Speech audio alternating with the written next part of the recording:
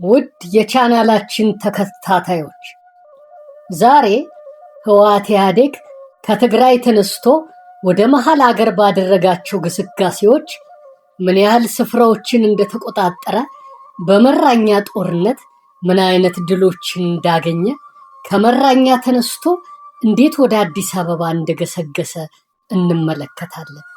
ለዚህ ታሪካዊ ዘገባችን እንዲረዳን የደርግ ጦር መኮንን የነበሩት ሻለቃ ማሞ ለማ የወገን ጦር ብለው ካሳተሙት መጽሐፍ ላይ አብዛኛውን መረጃ የወሰድን ሲሆን ከሌሎች የመረጃ ምንጮችም ጥቂት መረጃዎችን ወስደናል።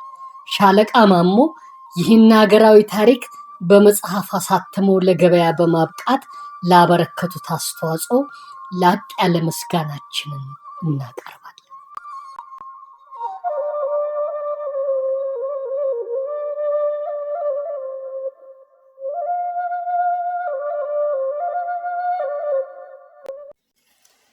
ህወሓት ወደ መሃል አገር መገስገስ ሲጀምር የደርግ ጦር የበላይ አመራር አካላት ግስጋሴውን ማስቆም የሚያስችሉ ስልቶችን ሳይነድፉ በመቅረታቸው የደርግ ጦር ተሸንፎ ሲበታተን የህወሓት ኢህአዴግ ጦር ወደ አዲስ አበባ መቃረብ ጀመረ። ይህም ደርግ ሙሉ ለሙሉ ወዳቂ መሆኑንና ኢህአዴግም አዲስ አበባን ተቆጣጥሮ ስልጣን እንደሚይዝ እውን አደረገ። ይህንንና ሌሎች ታሪካዊ ዘገባዎች እንዲደርሳችሁ ቻናላችንን ሰብስክራይብ፣ ላይክ እና ሼር ማድረጋችሁን አትርሱ።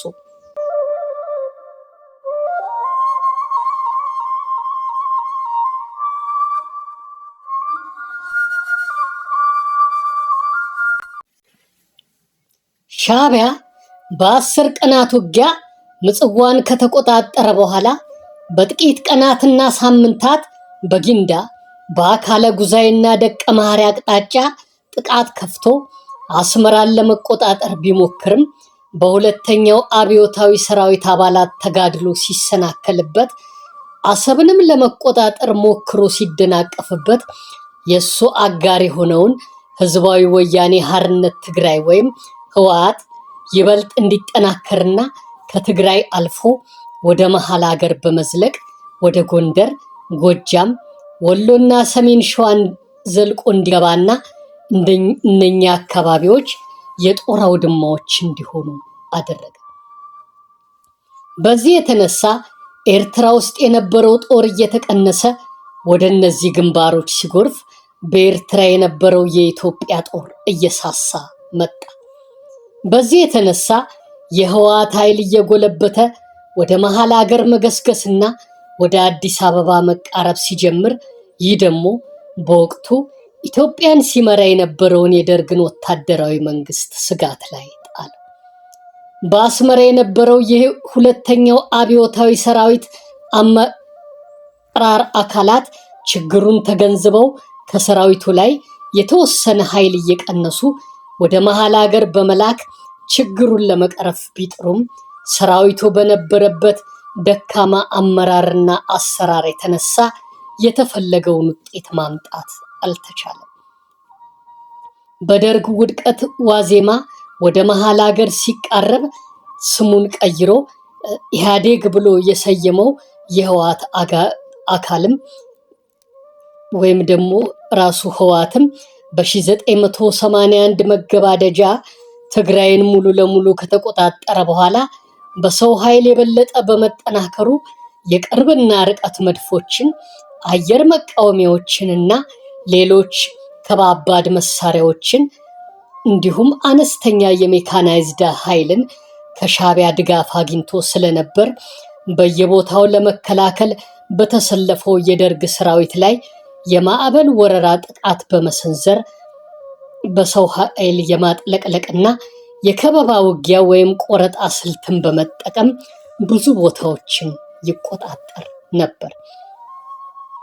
በበረሃና ተራራ ውጊያ የህወሓት ወይም የኢህአዴግ አቅም ያን ያህል የበሰለ ባይባልም ሰፊ የሰው ኃይልን ተጠቅሞ የማዕበል ማጥቃት ወይም ሂውማን ዌቭ አታክ በማድረግ እጥፍ ድርብ መስዋዕትነት በመክፈል አንድም ቦታ አስለቅቆ ይቆጣጠር ነበር እንጂ በጣም ከባድና የተወሳሰቡ ነገሮችን በሚጠይቁ ውጊያዎች ረገድ እጅግ ደካማ ነበር። በአንጻሩ ግን የኤርትራ ነፃ አውጪ ሻዕቢያ በተራራ ላይ ውጊያ ችሎታው ዳብሮ ነበር። በመሃል ሀገር ውጊያ የደርግን ሰራዊት ሲመሩ የነበሩት የአመራር አካላት የአመራርና የውጊያ ስልታቸው እጅግ ደካማ በመሆኑ በፖለቲካ ግፊትም ሰራዊቱ የሚመራ በመሆኑ ህወሓት ከጎንና ከኋላው ገብቶ በማጥቃት ይዞታውን ለቆ በቀላሉ ለመሸሽና ለማፈግፈግ ተገዷል። በመሃል ሀገር ውጊያ ተሰልፈው የነበሩት 3ኛው አብዮታዊ ሰራዊትና እንዲሁም 603ኛው ኮር በ3ኛው አብዮታዊ ሰራዊት ስለማይታዘዝ ቀጥታ የሚታዘዘው በመከላከያ ሚኒስቴር ነበር። በወሎ ግንባር የተሰለፈው 3ኛው አብዮታዊ ሰራዊትም በህወሓት ተጽዕኖ ከማይጨው ወደ ቆቦ ተገፍቶ በቆቦና አካባቢው ከባድ ውጊያን የተዋጋ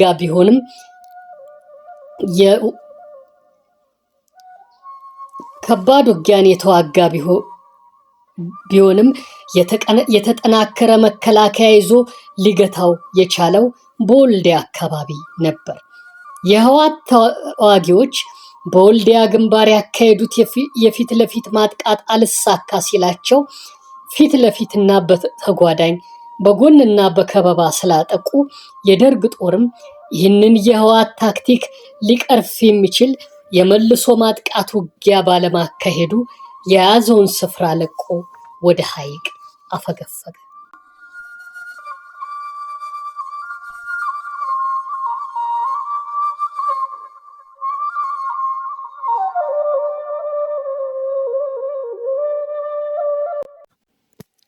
የህወሓት ጦር ወልዲያንና አካባቢውን ከተቆጣጠረ በኋላ ወደ መሃል ሀገር የጀመረውን ግስጋሴ ቀጥሎ ጎንደር፣ ጎጃም እና ሰሜን ሸዋ ላይ በማተኮር ኃይሉን በቅድሚያ አስርጎ ማስገባቱን ተያያዘው። ወደ ጎንደርና ጎጃም ያንቀሳቀሰው የመጀመሪያ ኃይሉ ከወልዲያ ወደ ዘቢጥ አድርጎ ደብረ ታቦር በሚያደርሰው አቅጣጫ ገሰገሰ። ይህን የተረዳው የኢትዮጵያ ወይም ደርግ ሰራዊት ኃይልም በጎጃምና ጎንደር ክፍለ ሀገሮች የሚያስተባብረው 603ኛ ኮር አንድ ሻለቃ ጦር ወደዚያ አነቃንቆ ንፋስ መውጫ አካባቢ ሲደርስ ከኢህአዴግ ሰራዊት ጋር ተፋለመ። የኮሩ አዛዥ ብርጋዴር ጄኔራል አበበ ኃይለ ሥላሴ በሲቪል ባለስልጣንነት ሲሰሩ ቆይተው ለደርግ ታማኝ ስለነበሩ የጄኔራልነት ማዕረግ ካገኙት ውስጥ አንዱ ነበሩ። የተላከው የሻለቃ ኃይል ነፋስ መውጫ አካባቢ መጋጨቱ በመከላከያ ሚኒስቴር ሲሰማ የህወሓት ኢህአዴግ ግብና ዓላማ ምን እንደሆነ ኮሩ እንዲከታተልና ዘገባ እንዲያስተላልፍ ታዘዘ። ጄኔራል አበበ ነፋስ መውጫ አካባቢ ላለው አንድ ሻለቃ ጦር የህወሓት ኢህአዴግ ተዋጊዎችን እንዲያጠፉ በማሰብ አንድ ባትሪ ቢኤም 21 ሮኬት ላኩለት። ይህንን ነገር የመከላከያ ሚኒስቴር ዘመቻ መምሪያ ሲሰማ በጣም ተረበሸ። ቢኤም 21 ሮኬት ከባድ ተሽከርካሪ ላይ ተገጥሞ ለእግረኛ ተዋጊዎች ድጋፍ የሚሰጥ መሳሪያ ነው። ነገር ግን ይህ መሳሪያ ጥቅም ላይ መዋል የነበረበት ለአንድ ሙሉ ክፍለ ጦር እንጂ ለአንድ ሻለቃ ጦር አልነበረም። ይህም የሆነበት ምክንያት ቢኤም 21 ሮኬት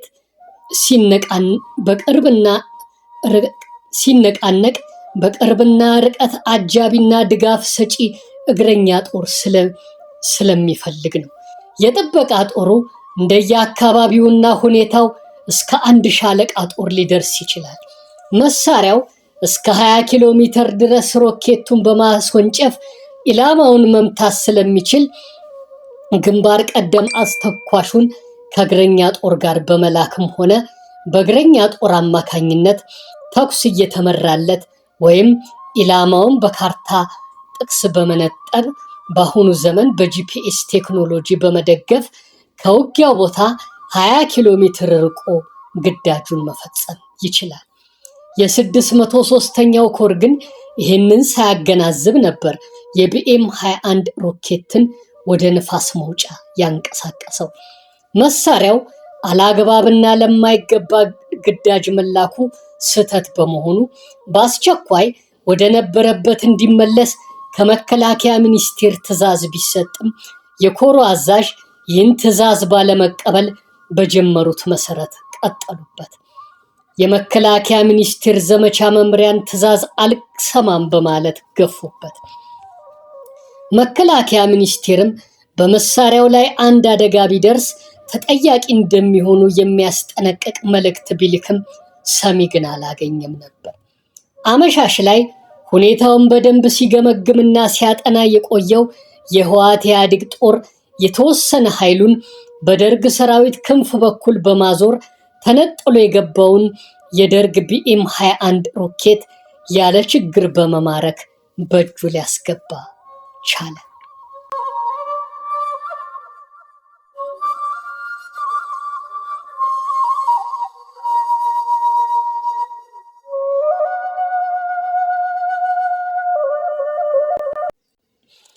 ከህወሓት ኢህአዴግ ጋር በተደረገ ፍልሚያ የደርግ ጦር ለሽንፈት የበቃውና ህወሓት ወይም ኢህአዴግ ድል አድርጎ እየተንደረደረ አዲስ አበባ የገባው የጦሩ አመራር ደካማ በመሆኑ ምክንያት ነበር።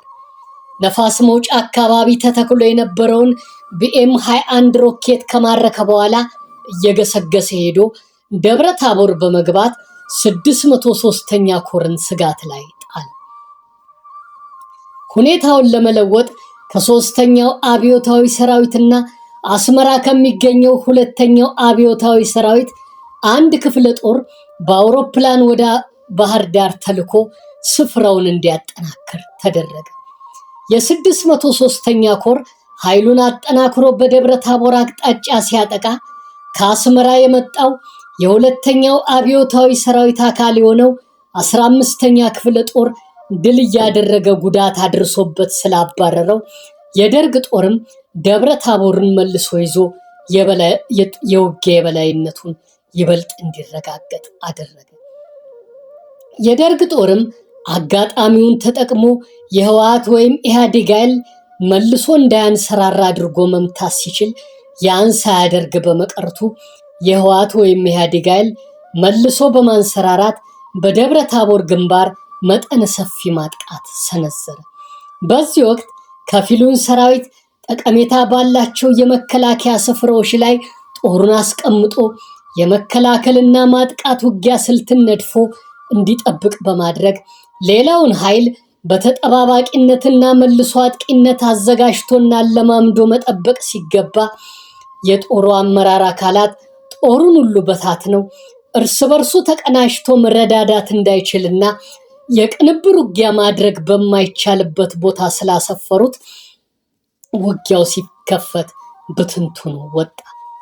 ህወሓት ኢህአዴግ በዚህ ወቅት የተጠቀመው ስልት ከደርግ ጦር ጀርባና ጎን አነስተኛ ኃይል እየላከ መተኮስ ሲሆን የደርግ ጦርም ይህ ሲገጥመው ተከበብኩ፣ በጠላት ተቆርጬ ልቀር ነው እያለ የያዘውን ስፍራ እየለቀቀ ይሸሽ ነበር። የጦር ክፍሉ በአመራር አካላቱ ላይ እምነት በማጣቱ የበላይ አመራሮቹን ትዕዛዝ መቀበል አቁሞ ራሱ በሚፈልገው መንገድ መመራት በመጀመሩ ከባድ ጉዳትና ውድቀት ሊደርስበት ችሏል። የህወሓት ኢህአዴግ ኃይልም ይህንን ሁኔታ በደንብ ተረድቶ አጋጣሚውን በመጠቀም ከደብረ ታቦር ተነስቶ እየገሰገሰ በቀላሉ ወደ ባህር ዳር ሊገባ ችሏል። በዚህ ወቅት ጎንደር ውስጥ የነበረው አንድ ሻለቃ ጦር ለቀናት የህወሓትን ኃይል ገትሮ ይዞት የቆየ ቢሆንም በደርግ ጦር ውስጥ በነበረው ደካማ አመራር ምክንያት ጦሩ ለሽንፈት ተዳርጎ ባህር ዳርም በህወሓት ኢህአዴግ ተዋጊዎች እጅ ገባ። በመቀጠልም ህወሓት ኢህአዴግ በቡሬ ነቀምት ኃይሉን አንቀሳቅሶ በባህር ዳር ያፈገፈገውን የደርግን ጦር እየተከተለ አባይ ወንዝ ደረሰ። የደርግ ጦር አባይን ተሻግሮ ወደ ነቀምት ከገባ በኋላ እንደገና ተደራጅቶ የመልሶ ማጥቃት ውጊያን ቢሞክርም ህወሓት ኢህአዴግ የሚጠቀመውን የከበባ የጎን ማጥቃትና የቆረጣ ስልት የሚመክትበት ዘዴ ስላልነበረው ከነቀምት እስከ አምቦ የተደረጉ ውጊያዎች ሁሉ በማፈግፈግ ላይ የተመሰረቱ ነበሩ። የኢህአዴግ ጦርም የሚሸበሸውንና ወደ ኋላ የሚያፈገፍገውን የደርግን ጦር እየተከተለ ነበር አካባቢውን የሚቆጣጠር።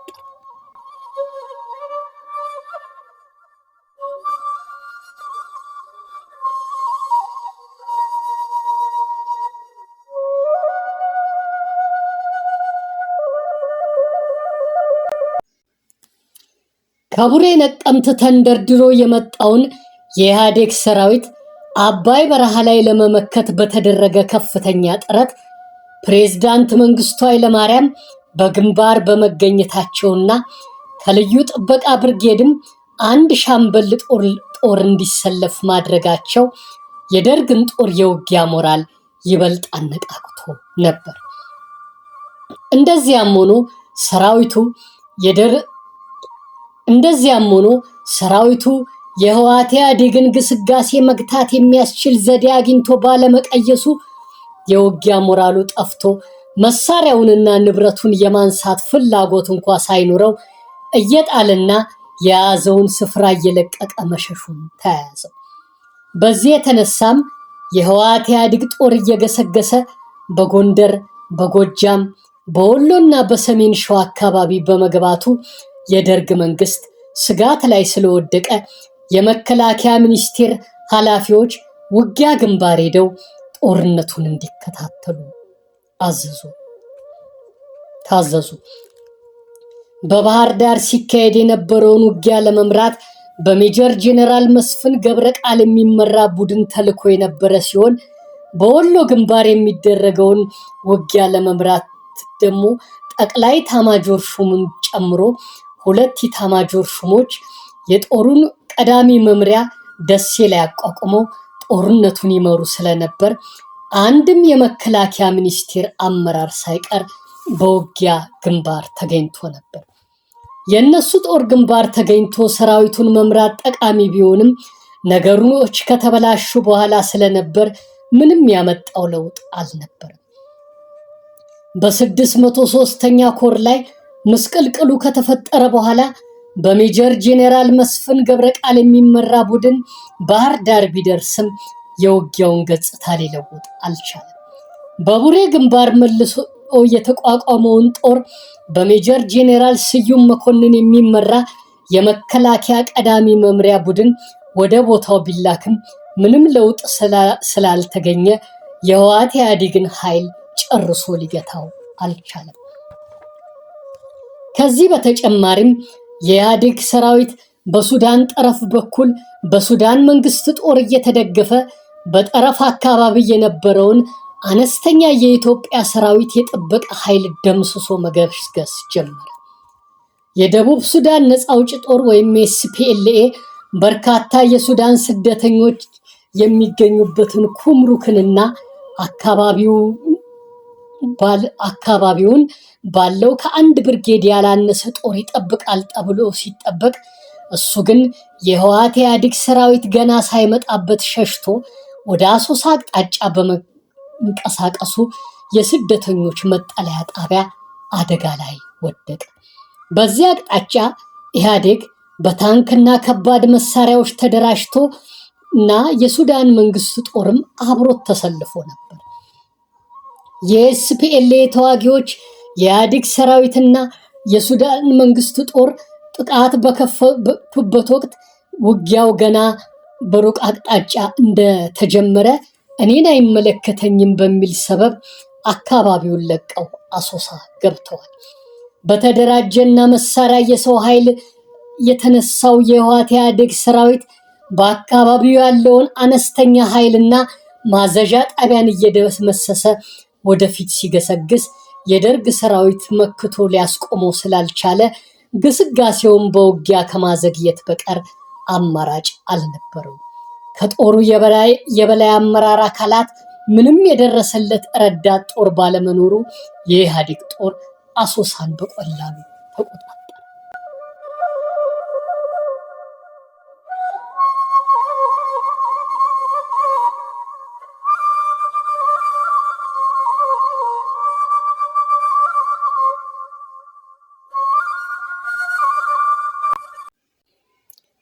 በሰሜን ሸዋ የተደረገ ውጊያ።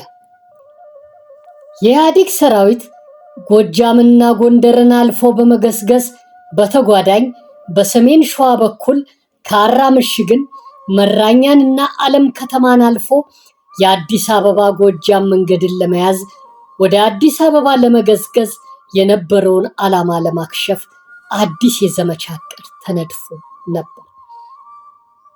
በደሴ ግንባር ከተሰለፈው የደርግ ጦር 2 ብርጌድ በወረኢሉ በኩል ወደ ካራ ምሽግ ሲያጠጋ፣ አንበሳው 3ኛ ክፍለ ጦር ደግሞ ከመሃል ሜዳ ተነስቶ መራኛን በመያዝ የኢህአዴግን ጦር መሃል ለመሃል እንዲቆርጥ ተደርጎ ነበር።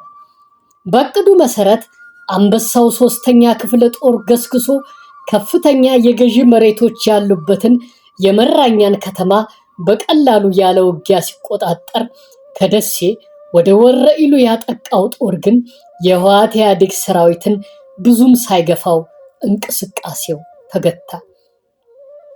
ይህ ውጊያ ውጤት አስገኝቶ ህወሓት ኢህአዴግን ኃይል ቆርጦ ቀለበት ውስጥ ሊከተው ስለሚችል ጠላት ባለ በሌላ ኃይሉ ተረባርቦ አካባቢውን ሰብሮ ለመውጣት መጣር ጀመረ። አንበሳው 3ኛ ክፍለ ጦር መራኛን መያዝ ብቻ ሳይሆን ይዞታውን አስፍቶ ካራ ምሽግን ሲቆጣጠር፣ የህወሓት ኢህአዴግም ሌላ ስልት ቀይሶ አንበሳው 3ኛ ክፍለ ጦርን ጥቶ ከወረኢሉ ባጠቃው የጠላት ኃይል ላይ ተረባረበ። የጦሩ የበላይ አካል የያዘውን አካባቢ አጠናክሮ እንዲቆይ ተጨማሪ አጠናካሪ ጦር አምጥቶ ማስጠበቅ ሲገባው ያንን ሳያደርግ በመቅረቱ ወረኢሉ አካባቢ የነበረው ጦር በህወሓት ኢህአዴግ ተዋጊዎች ተጽዕኖ ወደ ኋላ አፈገፈገ። ከዚህ በኋላ የኢህአዴግ ጦር አካባቢውን ከማንኛውም የውጊያ ተጽዕኖ ነፃ ካደረገ በኋላ ፊቱን ወደ 3ኛው አንበሳ ክፍለ ጦር አዙሮ በክፍለ ጦሩ ላይ ማጥቃት ሰነዘረ። የ3ኛው አንበሳ ክፍለ ጦር ግን ጥቃቱን በሚገባ መክቶና የመልሶ ማጥቃት ውጊያ አካሄዶ ከፍተኛ ቁጥር የነበረውን የኢህአዴግ ሰራዊት በመግደልና በመማረክ ከባድ ጉዳት አድርሶበት መክቶ ሊመልሰው ችሎ ነበር። የኢህአዴግ ሰራዊትም 3ኛው አንበሳ ክፍለ ጦርን ከቦታው ሊያስለቅቀው ስላልቻለ ያለ የሌለ ኃይሉን ተጠቅሞ ከፊትና ከኋላ እያስጠጋ ይረባረብበት ጀመር። ነገር ግን ጦሩን ሊያግዙ የሚችሉ ረዳት ጦሮች ባለመመደባቸው ስንቅ፣ ቀለብ፣ ጥይት፣ የሎጂስቲክ እና መድኃኒት አቅርቦት እጥረት ስለደረሰበት ክፍለ ጦሩ ያለ አጋዥ ጦር ብቻውን ከጠላት ጋር በመፋለሙ የጠላትን ተደጋጋሚ ማጥቃት መክቶ በስተመጨረሻ ተፈታና ወደ ኋላ ለማፈግፈግ ተገደደ። እስከ መጨረሻው ባደረጋቸው ከባድ ውጊያዎች ክፍለ ጦሩ ከባድ ጉዳት የደረሰበት ሲሆን የክፍለ ጦሩ አዛዥ ኮሎኔል ሰረቀ ብርሃን በውጊያው ቆስሎ በኢህአዴግ ሰራዊት ተማረከ።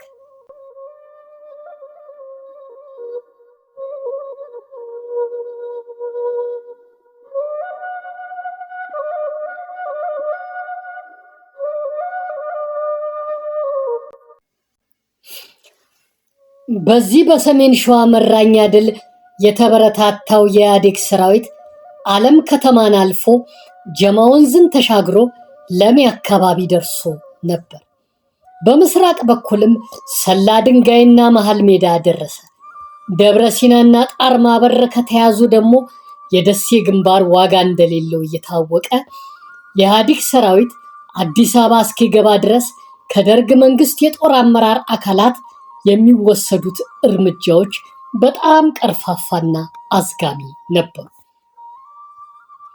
በጦሩ ደካማ አመራርና ፖለቲካዊ ጣልቃ ገብነቶች የተነሳ ለውጊያ ጠቃሚ የሆኑ ስትራቴጂካዊ ስፍራዎች ተጠንተው ጦር ማስቀመጥ እየገሰገሰ ያለውን የኢህአዴግ ሰራዊት ለመግታት የሚያስችል የመከላከልና መልሶ ማጥቃት ስልት ተነድፎ ስራ ላይ ሊውል ሲገባ ይህ ባለመደረጉ የደርግ ጦር በሰሜን ሸዋ፣ በወሎ፣ በአምቦና በሌሎችም ግንባሮች ከወታደራዊ ይልቅ ፖለቲካዊ ስትራቴጂካዊ ያላቸውን ከተሞች ለመከላከል ተበታትኖ እንዳለ በጠላት ላይ ጠንካራ ውጊያ መደረግ ሲገባ ሳይደረግ በመቅረቱ የደርግ ጦር እየተናደ የኢህአዴግ ሰራዊትም ወደ አዲስ አበባ ይገሰግስ ጀመር። በዚህ የኢህአዴግ ግስጋሴ ወቅት በአምቦ ግንባር አምቦንና አካባቢውን ተቆጣጥሮ የነበረው የኢህአዴግ ሰራዊት ላይ በሰው ኃይል መመናመን ዝቅተኛ ደረጃ ላይ ደርሰው እና በምልምል ኃይል ተሞልተው ይገኙ የነበሩት የ102ኛው አየር ወለድ ክፍለ ጦርና 3ኛው ክፍለ ጦር ከአምቦ ህዝብ ድጋፍ ጋር ማጥቃት ሰንዝረው ውጊያው ተሳክቶላቸው የኢህአዴግን ሰራዊት አባረው የአምቦን ከተማ በቁጥጥራቸው ስር አውለው ነበር። ይህ የአምቦ ድል ለደርግ መንግስት ትንሽ የተስፋ ጭላንጭል አሳይቶት የነበረ ቢሆንም ብዙም ሳይቆይ ኢህአዴግ መልሶ ማጥቃት በማካሄድ አምቦን መልሶ ከመያዝ አልፎ ወደ አዲስ አበባ መገስገስ ጀመረ። በዚህ ጊዜ አስመራ ከሚገኘው 2ኛው አብዮታዊ ሰራዊት አንድ ክፍለ ጦር በአውሮፕላን ተጓጉዞ አዲስ አበባ እንዲደርስ ተደርጎ ነበር።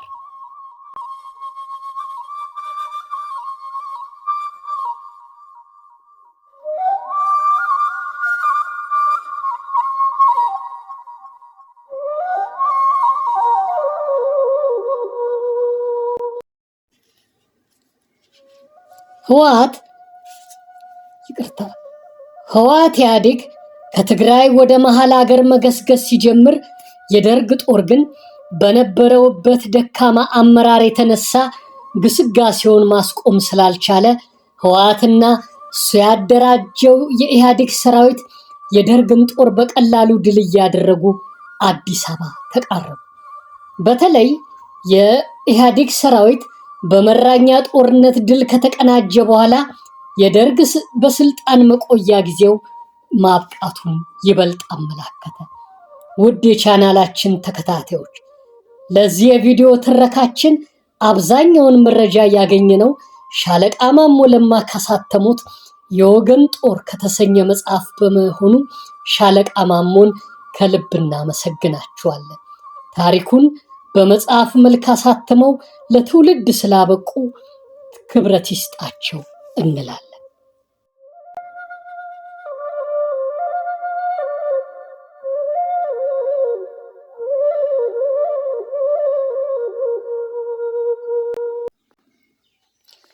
ውድ የቻናላችን ተከታታዮች እስካሁን ደከመኝ ሰለቸኝ ሳትሉ በትዕግስት ስላዳመጣችሁን እጅግ በጣም አድርገን እናመሰግናለን። በቀጣይ የምንለቃቸው ቪዲዮዎች እንዲደርሳችሁ የደወሏን ምልክት በመንካት ሰብስክራይብ አድርጉልን። ላይክ ማድረጋችሁንም አትርሱ። ሼር እያደረጋችሁም ለሌሎች በማዳረስ ሌሎችም የቤተሰባችን አባላት እንዲሆኑ ጋብዙልን። በኮሜንት መስጫ ቦታ ላይ ሐሳብ አስተያየታችሁን ለግሱ። ፈጣሪ ኢትዮጵያና ሕዝቦቿን ይባርክ። ኢትዮጵያ ለዘላለም ትኑር። እናንተ አድማጮቻችንም ዘላለም ኑሩልን። እስካሁን ስለተመለከታችሁና ስላዳመጣችሁ እያመሰገንን በቀጣይ ቪዲዮ እስከምንገናኝ ሰላም ሁኑልን።